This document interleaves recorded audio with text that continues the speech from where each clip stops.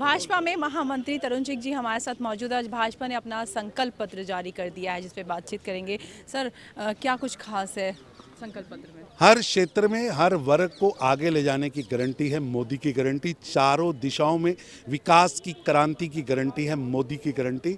और पिछले 10 वर्षों में जिस तरह देश के विकास की गाथा लिखी है, उस गाथा को क्रांति बनाने की गारंटी है मोदी की गारंटी। 70 साल के जो बुजुर्ग हैं उनके लिए हाँ, पाँच बहुत बड़ा आज घोषणा की है प्रधानमंत्री जी ने संकल्प पत्र में कि हम देश के 70 साल के किसी भी वर्ग व जाति के जो बुजुर्ग हैं उनको 5 लाख रुपए के मेडिकल इंश्योरेंस से जोड़ा जाएगा। और उसको देश के लिए एक बहुत बड़ी बात है, क्योंकि जब बुजुर्ग होता है तो उसको स्वास्थ्य की चिंता होती है। इसलिए मोदी जी ने गारंटी ली है, उसको पूरा करने की गारंटी दी। सर, संकल्प पत्र का नाम दिया गया है मोदी की गारंटी, तो क्या लगता है कि ये जनता तक कितना जो है पहुंच निश्चित रूप पाएगा? से देश के अंदर मोदी की गारंटी का मतलब ही है गारंटी पूरा होने की गारंटी।